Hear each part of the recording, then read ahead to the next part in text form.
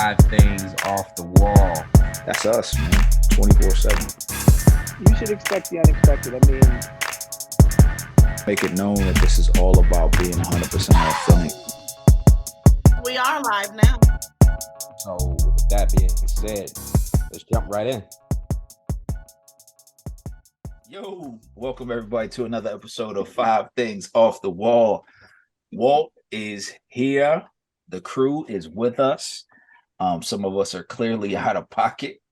So I'm going to take over hosting duty for the moment until our guy Drick Willie gets some sense about himself. Oh, man. The whole crew is here, man. What's going on, everybody? How y'all doing?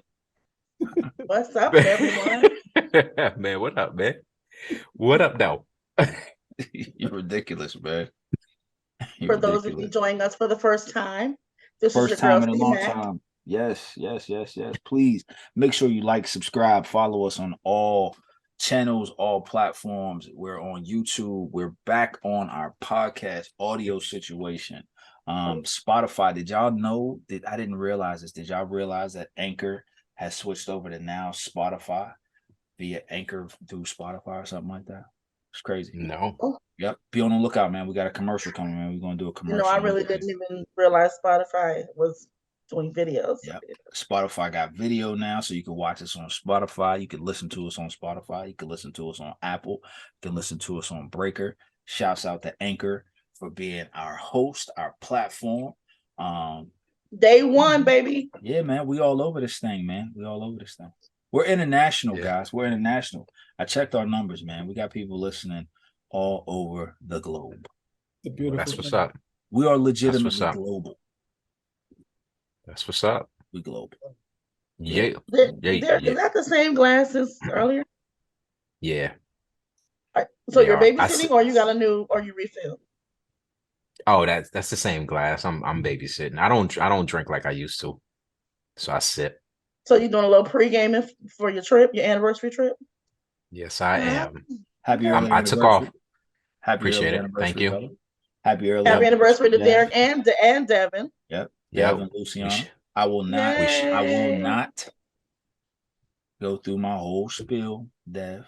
Here we go. I won't do it. I won't do it. Here we go. Yeah. Every I won't do it this time. time. Every time. I won't do it. Whoa, you were at the wedding in spirit, okay? I was at the wedding. what was at the wedding? By default. Oh. Yeah. It He just said he didn't get an invite. Backhanded invite. Oh my God. Hush. You cannot negate my feelings right now, yo. I'm not negating your feelings. Your feelings are very valid. I just want you to lay on someone's couch so that you can get them all out and we can get through this. Like Dev laid on my couch, like he was gonna lay on my couch and move my house. Oh, that was a trigger. I'm sorry. Night before his wedding. That's what I'm saying, and wasn't gonna tell me he was getting married like that. Devin, do we know why you weren't gonna tell him? He wasn't going to tell nobody, according to him. I think I know why. Wait. I think I know why. Can we just deal with this? Do we know why you weren't going to tell him, Devin? Wait, Deb, before you say it, right? Can I give you my theory? Sure. Yeah. I'm telling you. So I'm swift with the mute button. So before we jumped on, right? Dev was telling us a story about his son and a commitment to a school. Yeah. Right. But Dev didn't want to tell us exactly where his son committed to because he wanted to make sure it was solidified and a sure thing before he said something. Well, that wasn't the wedding edition. What could it have been that he wanted to solidify the wedding and make sure it was a sure thing? No, he did not. He actually told you and invited you. He's asking Walt, Crystal. No. Could that have been what it was? No. So there's been a lot. Dev, go ahead, Dev. There's been a lot going on in the news lately. Wait, Dev. Wow, that was so rude. That was so Dev, rude. is that the reason, Dev? No, you wanted to wait. Okay, all right. I tried to give him an out.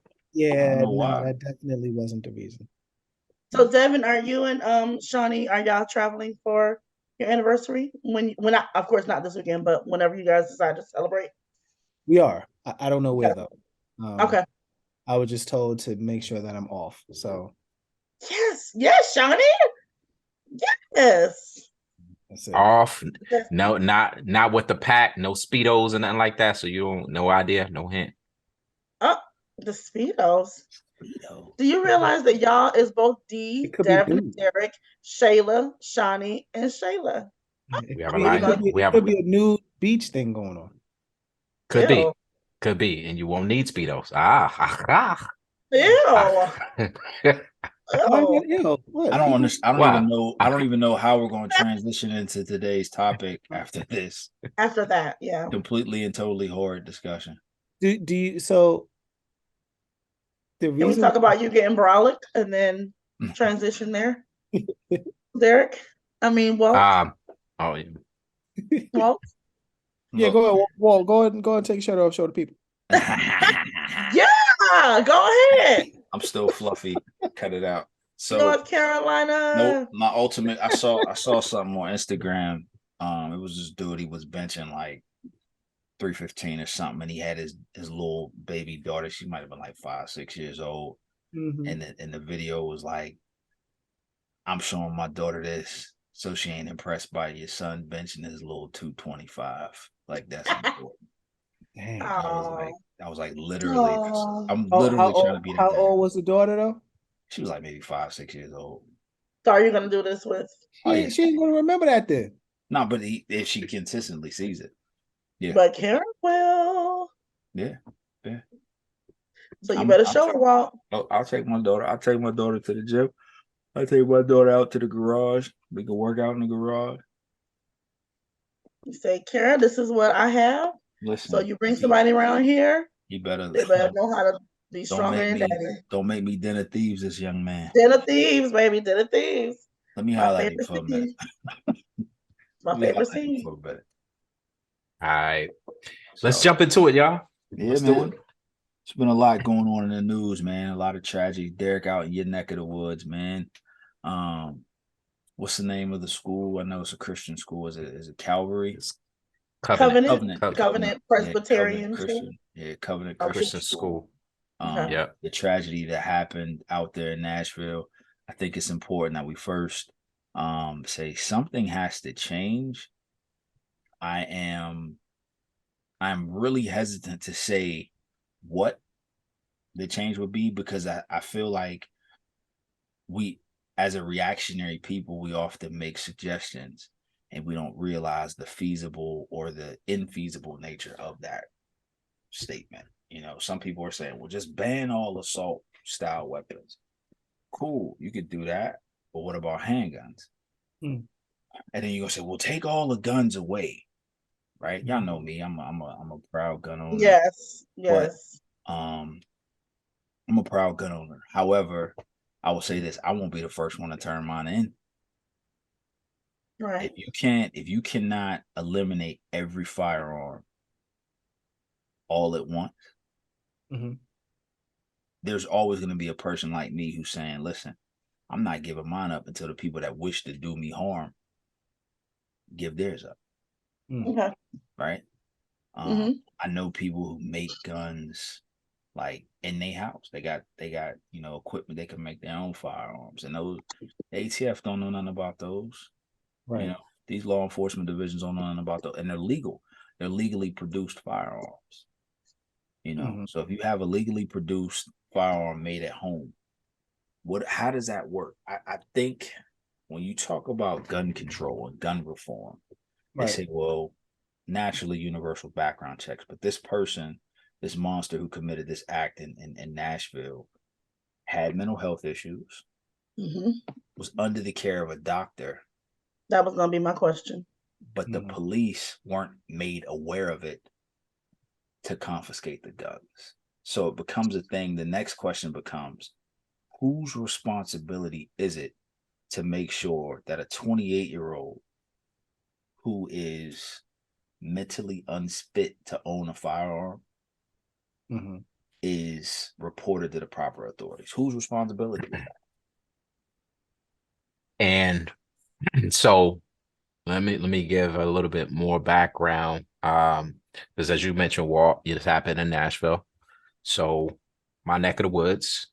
And it was interesting because that right before it right after it happened. I just so happened I was making my morning rounds at work, and I went down to the director's office, and was speaking to some really close friends of mine, and someone came in to inform the chief of staff of what was going on and what happened. And they were being informed because we were assisting with transportation, with getting the students from the school to a safe location. Didn't know initially how serious it was, and we were informed. But later on, what I found out was there was a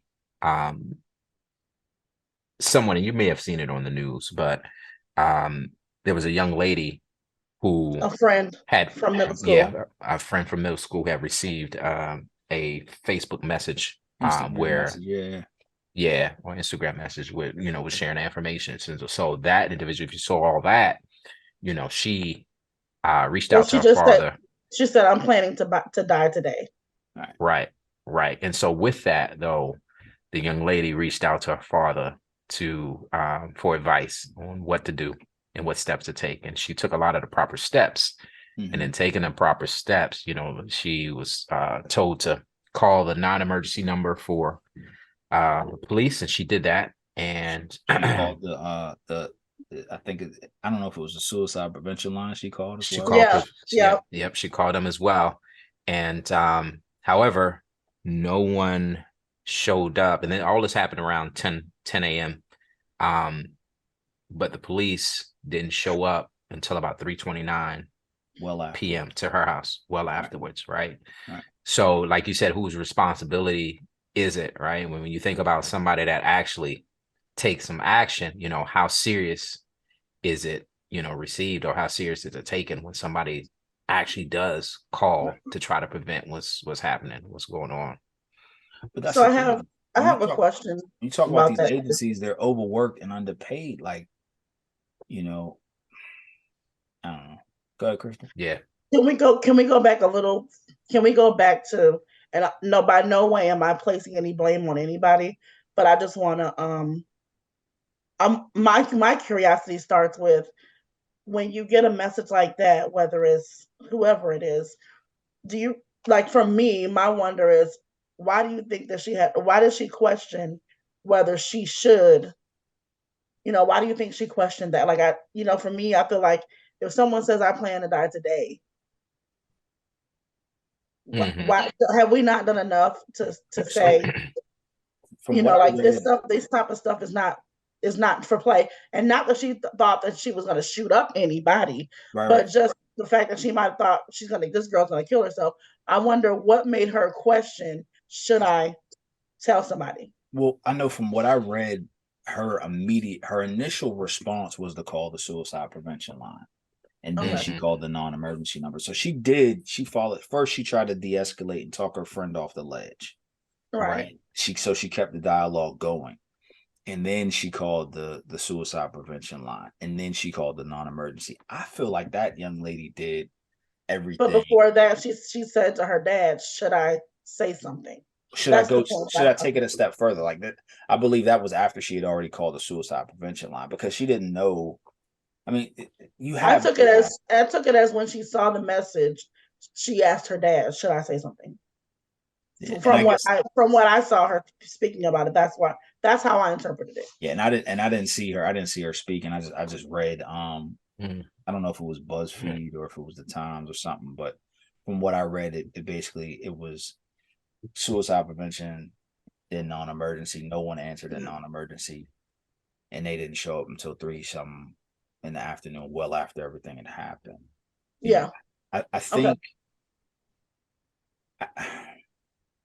so. And I'm not blaming her at all. I just wanted to know, like, what do you think that we need to do more as it relates to, like, getting people to realize how serious it is? Like, even if it comes back false, that it was nothing, like, not even question it, just do what you need to do, and then ask questions later. I think we do, but I saw something where the shooter's parents said they thought that all of the guns were gone, and they didn't feel like um the shooter, That there was a threat. no, they didn't feel like the shooter should have any weapons because they knew that they were mentally unfit. However, I think because there was nothing like, all right, so here in South Carolina, right? If Mhm. you spend any time in a psych facility, I think that flags you here, and you can't Okay. purchase a firearm. If you spend any time in a rehab facility, I think that flags you for substance abuse. That Right. flags you. You can't own. If it's domestic violence, if you have any domestic violence conviction, that flags you. You can't own a firearm. And that could be misdemeanor or felony. Any conviction for domestic violence. So there are certain triggers here that will prohibit you from owning a firearm. Okay. In Tennessee, I don't know, but when you have states like North Carolina that just passed the bill they passed, where you no longer have to go to the sheriff to basically get the proper permissions to buy a pistol. But that's what it is here. Like I don't have to ask anybody if I want to go buy a gun. Like right now, it's 10 o'clock. I could go to some Walmarts still in rural South Carolina that might be open, and I could go buy a gun. Nobody's gonna question me. Nobody will ask me any questions. I don't have to report anything to anybody. Now, once I get my ID, yeah, they're gonna run all the papers and they're gonna check everything. But if I don't have a documented case, there's no one else can tell me no. Yeah. So I Yeah. think the system is flawed. Yeah. Yeah. Wait, speaking of systems being flawed, Devin, Yes. what's your thoughts on what do you think should be done? Because anytime, there's a mass shooting or something takes place, it renews the conversation around legislation needed to address the concern of having semi-automatic weapons in the hands of civilians. I think there's enough evidence and data and information out there that would warrant legislation to be put in place for that, for the prevention of semi-automatic hand weapons to be so easily and readily accessible. I just don't know if it's ever going to happen because money truly does dictate a lot of things, and each time it just shows, and it feels like it proves that death doesn't mean much. Mm-mm. Right? Right. We have experienced in our years on this planet numerous death to children due to these weapons. And like I told you guys before, it's unfortunate because now I get a little desensitized and numb to it, right? And I don't want to feel that way, and I'm definitely going to bring it to therapy, but we've seen so much of it, and there still is nothing, or at least it feels like there's nothing being done to prevent something like this from happening again, right? I'm reading this book. Yeah. I'm reading this book, and the book talks about being a humble leader, but also being ambitious. The book is actually called Ambitious. And in the book, the author talks about somebody a leader, Jacinda Ardern, who was the Prime Minister of New Zealand at the time. And during her tenure, she experienced a mass shooting in Christchurch, New Zealand. Where there was children that was killed. Mm-hmm. And it was in a mosque. So the shooter went into a mosque and killed multiple people. Well, I And thought the name of the place was Christchurch, New Zealand. Though. I thought that was the yeah, it name of is. the place. Yeah, no, but the name of the city is Christchurch. Right. Okay. Yeah, but it was a mosque in Mm-hmm. Christchurch. Mm-hmm.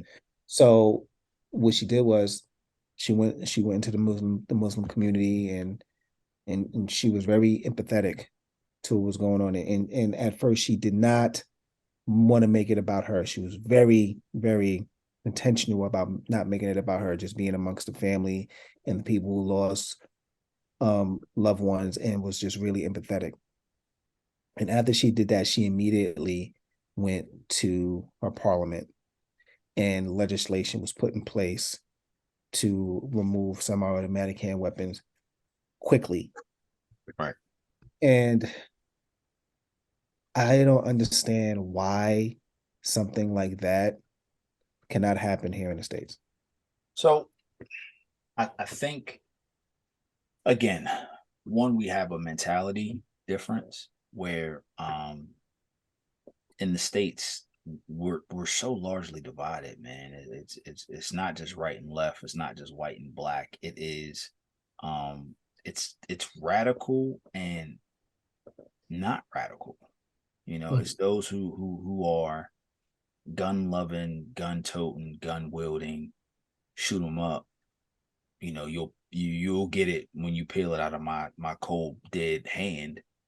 There's those people, and then there's people who are a bit more practical and rational who say, I want to keep my firearm, but I don't want to keep it at the expense of another child, you know, losing their life. I don't Yeah. feel like I don't feel like my AR by itself is a problem, No, right? no. If legislation passed and said, you know what, you have to turn over your AR, I'm gonna be highly upset. Highly upset. And the reason I'm gonna be upset is not because I have such a affinity for my AR. The problem that I have is I'm a law-abiding citizen, and if I gotta turn my weapon over and do the right thing, what steps are you taking to get all of the other firearms off of the streets from the people who don't want to follow that law? You know what I'm saying? Like, you're handicapping me and my family. You're limiting my ability to protect and save my, you know, and protect my family and my home. Now, I mean, you can say, well, you can have a shotgun, you can have a pistol. Yeah, I can have all of that, but if I'm not bringing a knife to a gunfight, Right. you see what I'm saying? Right. Yeah. You know, I talked to a friend of ours, right? And we were talking about firearms at one point, and and I was speaking about a gun I was looking at, and I was like, yeah, but I like this one because it has this capacity, yada yada yada.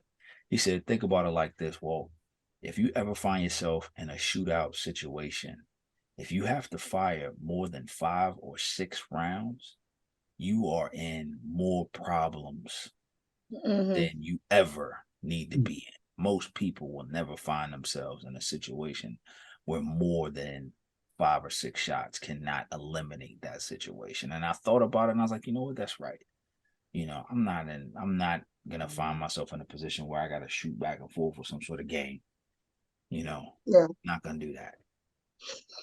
So I kind of thought about, like, I thought about this too, of course, because of course my first initial thing was like, this whole gun law thing is like driving me crazy. Of course, I know I'm terrified of guns, so of course I need to face that fear. I know, but at the same time, it's a catch-22 because to your point, well, people have guns to protect their family, they hunt, different things like that. So it's not the guns, it's definitely the people. Mm-hmm.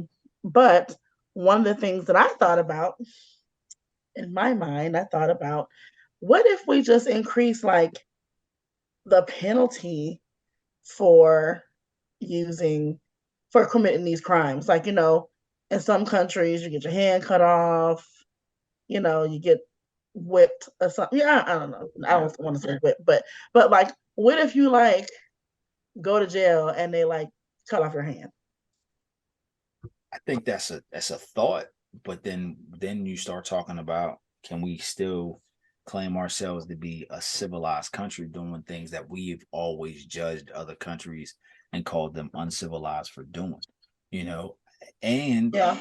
how many of these mass shooters actually make it out of that situation alive? Yeah, and here's one I thing. thought Oh, about well, that. here's two things. So, like Crystal was saying, we always hear guns don't kill people. People kill people, right? And I say to that, well, people just don't. People kill people, yes, but also people with guns kill people, right? So I say that to that argument. And not everybody that has guns, right? Um, People for whatever reason, whether it be mental health, whether it be anger, or they have no regard for life, they kill people. Um, and People get killed with knives too. yeah, they do, right? And so, I think like Crystal was mentioning, what if we have harsher penalties and also to the point you were making, Walt, you were saying you have a gun, you own a gun already, and you don't want to be penalized, right? But could they take a step to limit it towards people who are trying to obtain those type of weapons at this point? Like if you don't own one currently, you cannot go out and purchase one. I think that will actually definitely reduce the number of assault rifles that are actually in the hands of people in the future. One, and then two, I think in most of the cases where you have these mass shooters, I think from what I take from it is a lot of them purchased a lot of the guns just before they committed, that offense. And so I Yeah. think there could be some type of Today. legislature Or that could be put in place. Yeah. or just make it harder. Mm-hmm. Yeah. Make it harder to do something, right? Just that's the problem. There's so much argument onto what to do and what not to do that there's nothing being done. Meanwhile, people are still suffering. Right. Yeah. So let's talk about that real quick. Making it harder, and Derek saying eliminating future people from purchasing. But see, I think we're still talking about legal citizens being following the legal channels. If I have a desire to do something malicious, it doesn't matter what law you put in place. Because let's look at Covenant. We could look at the Covenant School. The doors were locked. Mhm. The alarms went off. The kids went into lockdown. Everything was done proper to protocol. The person shot through the window and walked in and walked around the school for a good bit. Literally had time enough to walk from the first floor to the second floor, kill those 6 souls, those 6 innocent souls, kill those people, and then could shoot out the window at the police cars before they were engaged by police. And this isn't a matter, we're talking about 15 minutes here. Yeah. It's a lot of chaos. One thing I think that could happen is if you limited the capacity of some of these firearms, like, all right, so I don't think you'll be able to take everybody's firearm. And the reason I don't think that'll happen again, because like I said, as long as people can 3D print firearms, you're never going to be able to take them away, right? Never. Like I told y'all, I know people who 3D print all of the parts they need except for the action pieces, and then they could buy that off the internet. And you literally have a ghost gun, what they call a ghost gun. It has no serial number. It's not registered to any, it's untraceable, right? So anything can happen, right? If you do that, as long as those people have that possibility at their disposal, you're never going to get rid of all of them, So if you start talking about limiting the capacity of magazines, cool. What about the people who already got 30 round, 100 round, and 50 round magazines? Are they supposed to turn over? But no, I think again, you can have people that's grandfathered in, like, you know what I mean? Like, Walt, you've had these guns for how many years and Right. you've never done anything malicious, Right. right? And so I think you could, you know what I mean? Those are things to look at when you do this. But as Dev said, I think something has to be done.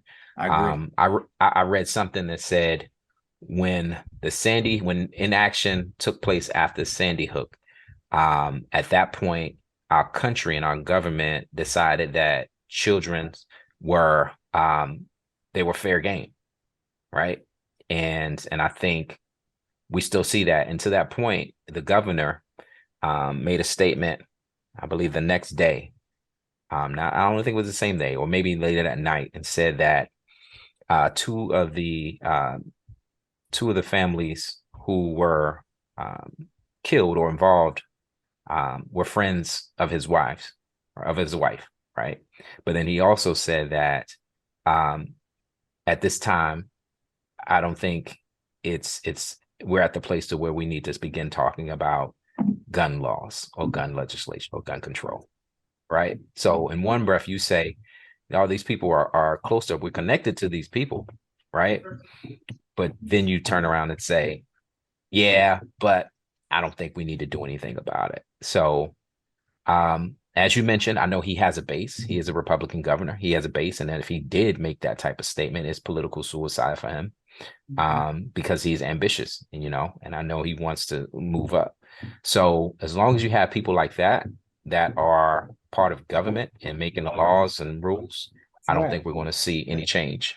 Shoot, the former governor of South Carolina got on the day after the shooting in Nashville. Nikki Haley got on TV or went out on one of her campaign tour spots and said she doesn't feel like we need to ban guns. We don't need more gun legislation. We need to ban TikTok.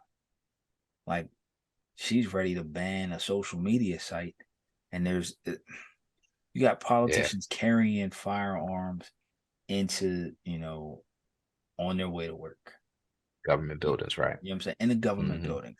And because there is no law that prohibits them from doing that, they're able to exploit that loophole. The expecting politicians to fix something that they directly benefit from, I think that's just ridiculous. They're not going to fix that problem. I think the people have to make that decision. But how do we make that decision absent of politicians who are not going to support it? We could scream, vote, vote, vote, vote, vote. But we got to get more unified in our thought process. I think everybody agrees no kid deserves to die for the sake of owning an AR. Yeah. But at the same time, like, how do I get a politician to hear that? Yeah. Makes sense. And what about unfortunately, tightening up? What about tightening it up? I know, Walt, you said they did everything right at the school, which they did. But what if there is something else, another step that could be taken to prevent? Because literally, she shot through the doors, right? So what if it's a situation like where something comes down over the classroom doors that doesn't allow someone to get in there once the front doors are disengaged? I get it. But I mean, we've had metal detectors at my school for the past 2 days after this. We always have deputy sheriffs at school. That's just how South Carolina operates. And even when we had our Hoke shooting situation, Richland County Sheriff's Department showed up in, I think, less than 9 minutes in full tactical gear, ready to engage. So they were there. The protocol here, when that call goes out over the radio, everybody drops what they're doing. It doesn't matter unless you're in a life or death situation. You drop what you're doing, you head to that school. I think there's steps that can be done to improve it. What is the question? Right. And I'll say, even in that case, like Walt, you said 9 minutes they were there, but we know in these cases, an individual will be there. It only takes 2-3 minutes, you know what I'm saying? And the damage is done. I was listening to Sway in the morning. I think it was this morning or it might have been yesterday. And a guy called in and was like, we need to get school resource officers and make sure that there's some type of person there protecting schools and people, protecting the schools. And then, so the question was posed back to him, so how many people do we hire? Right. And so if you get all these people protecting schools, now do people want to do something malicious? Where do they go to? Now do they go to the churches? Do they go somewhere else where mass people are? And so where does it stop? So I think there's a lot of conversation that needs to be had around this.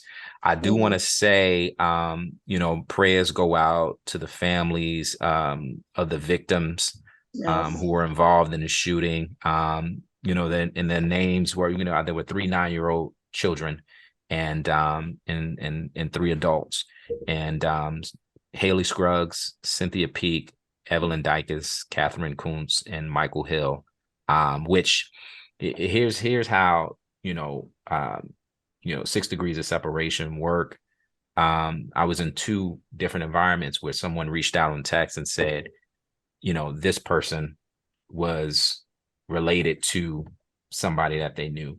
A really good friend of mine said that the head of school, Kathleen Kuntz, goes to their church, and he had just saw her Sunday, right? He didn't know her personally, but just to see her the day before. Now this person no longer exists because of a choice and a decision that somebody made. We got a lot of soul searching to do as a country, and I just pray at some point we get it right before it's too late. Scruggs was the pastor's daughter. Mm. Yeah. So, yo, with that being said, man, prayers go out.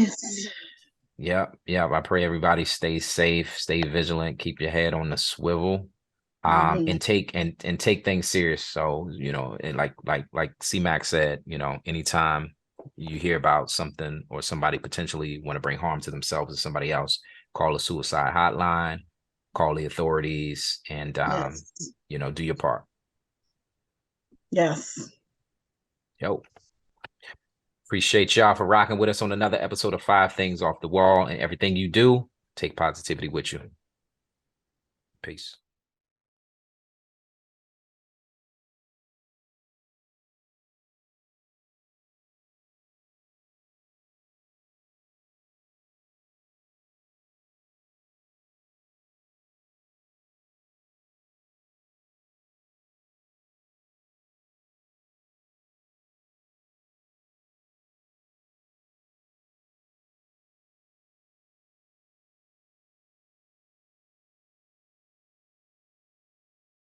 Peace, beautiful people. It's your boy Dev. Listen, man, follow, like, subscribe. 5 Things Off the Wall. We are available on YouTube and IG. 5 Things Off the Wall. 5TOTW. Peace.